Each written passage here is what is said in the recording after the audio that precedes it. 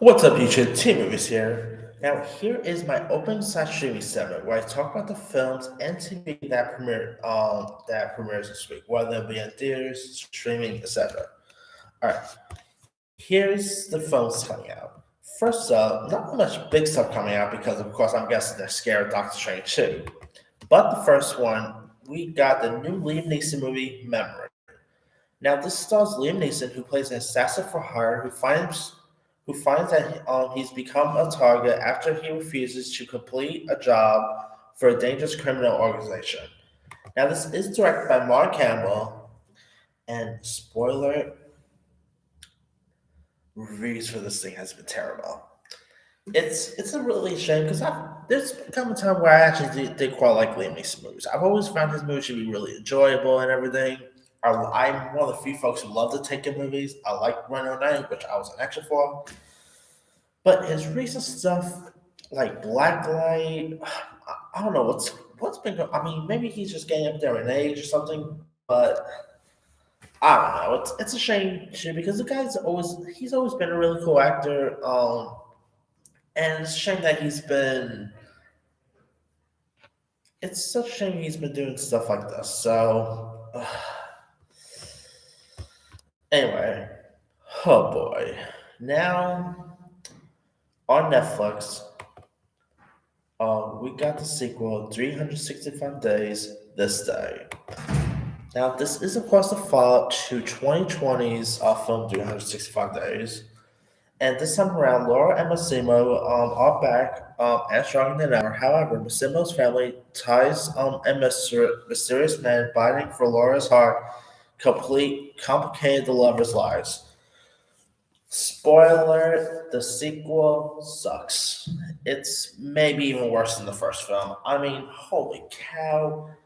I don't know why Netflix keeps cranking out this stuff, but hey, I guess you need to make the 50 Shades money, I'm guessing. I don't know. Alright, on Netflix, we got the mystery of Marilyn Monroe, the unheard tapes, which centers around the life and ultimately death of American actress and cultural icon Marilyn Monroe, and is told through artful footage and unseen interviews with friends of the star. Now, I just saw this, not a bad documentary. I mean, Marilyn Monroe obviously was one of the most iconic stars of all time, and they do show like interviews of people who knew her and everything. It's a really tragic. She was gone way too soon, and this documentary really showcases her life and all. And now because Netflix is getting into the Marilyn Monroe space because of course they have that new movie Blonde coming out sometime this year with Anna de Armas. So interesting there. All right. Also on Netflix, we got the South African film Silverton Siege. After a failed sabotage mission, a trio of anti-opera head of freedom fighters end in a tense bank hostage situation. I love a good heist movie, so there's that. On Hulu, we got a new movie called Crush about an aspiring young artist joins her high school track team and later discovers what real love feels like when she finds herself falling for an unexpected teammate. Now, this stars Rowan Blanchard, who you might know from Girl Meets World fame.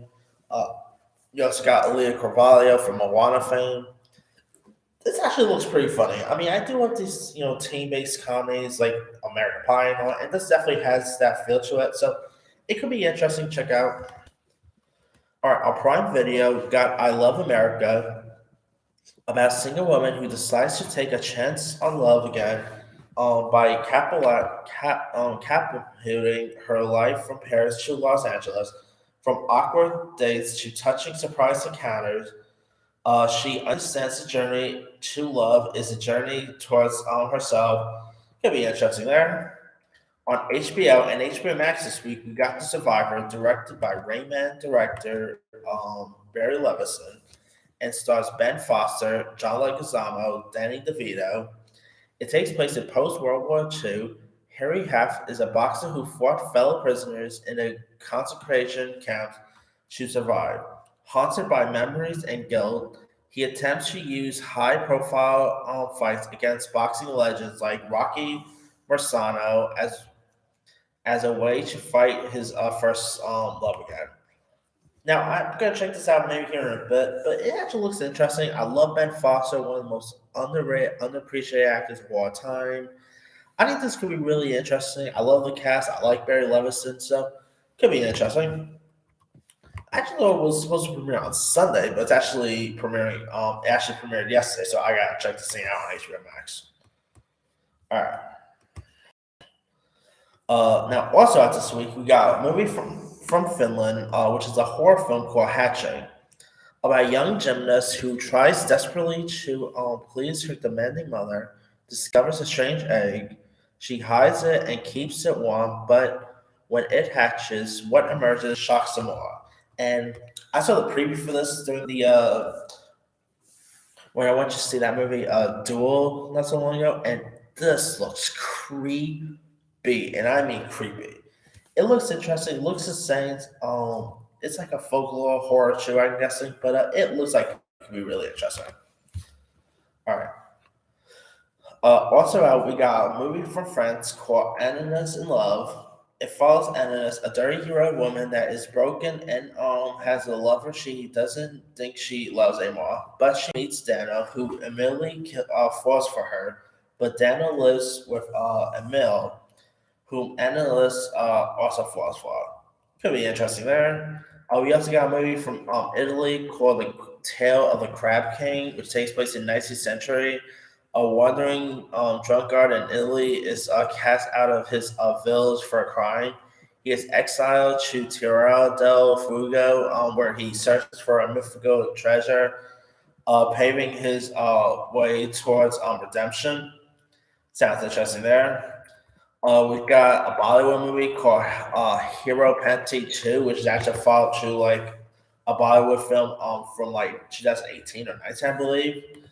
Hey, say what you want about Bollywood movies. They do make some really good dough. You know, I kid you not. There's literally been times where Bollywood movies literally come in the top 10, like top 5 in the box office. So that they do have audience. I mean, I don't really watch much Bollywood movies, but they do got an audience there. All right. Got another movie from France called Vortex.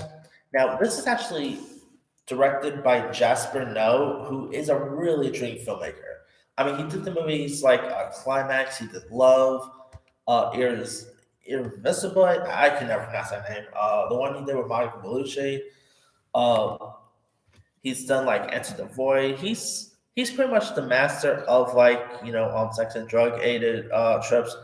And here it stars famed French director Dario Argento and French melodrama legend Francois Lebrun, who stars as elderly married couple separate emotionally and visually as the wife's dementia progresses.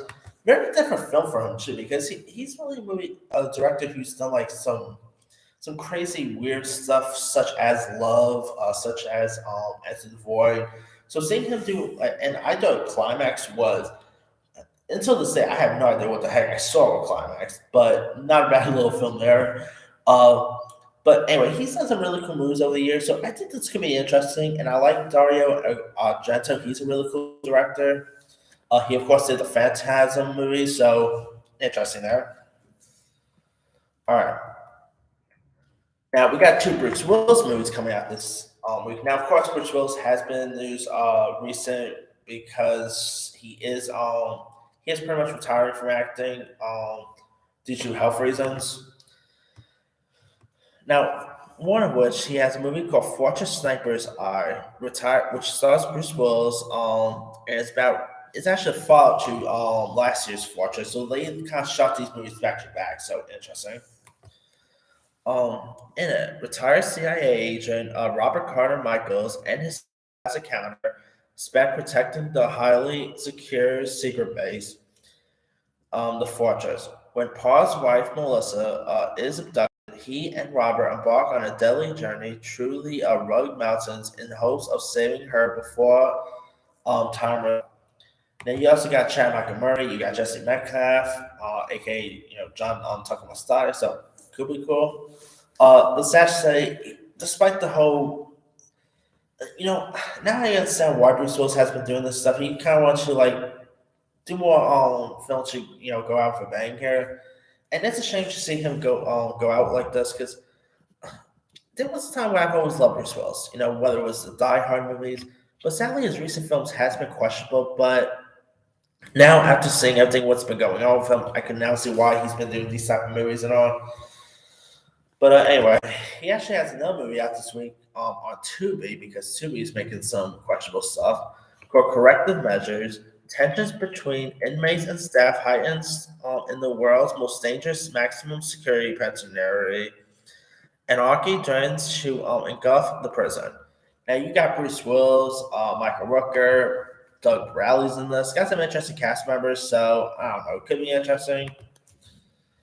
We also got a movie called The Avery, which stars Mullen Ackerman, who is probably one of the most gorgeous actresses in the business. It's about two women who flee into the New Mexican desert to escape the clutches of an insidious cult. Consumed by fear and paranoia, they can't shake the feeling that they are being followed by its leader, a man as seductive as he is controlling. With their supplies dwindling and their senses starting to fail on them, they are faced with a horrifying question: how do you run from an enemy who lives inside your head? I just saw the preview for this. It looks just like those terrible B movie. It looks like a terrible B movie here. So I don't know. It could be cool, I guess. Um, Also out, we got a movie called Firebird, which follows a handsome, soulful young soldier who embarks on a clandestine sexual affair with a charismatic fighter pilot on a Soviet Air Force base at the height of the 1970s communist rule. Could be interesting there. Got a movie called Green Ghost and the Master of the Stone, which is actually a superhero film. Where an Otto Wiley Emerald Charlie discovers that he has superpowers that he must harness to save humanity. This does feature an Hispanic cast. You got the likes of Danny Trejo's in this. It's always a given to see Danny Trejo just anything, so this could be interesting. All right, we got a couple of anime movies out this week. In this, we got a movie called Pompo the Cinephile about a young production assistant who works for a famous movie producer who gives him a chance to direct his first film. So could be interesting. It actually does look, the animation looks interesting too, so I'll probably check this one out. Got a movie called Bubble coming to Netflix. Gravity defying bubbles rain down, cutting off Tokyo from the rest of the world. The city skyline becomes a playground for young people competing in parkour team battles. So could be interesting there. Netflix has been really killing it with the anime gang, so could be cool.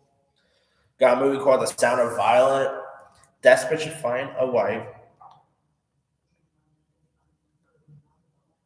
Sean meets Violet and thinks she's the perfect soulmate, but his autism keeps him from realizing she's actually a prostitute.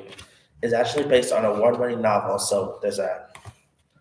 Could be interesting there. All right, got a movie called Hello Bookstore, which is actually a documentary, and it's where, in the shadow of the pandemic, a small town rallies to protect a beloved local bookstore, a landmark in Lenox, Massachusetts.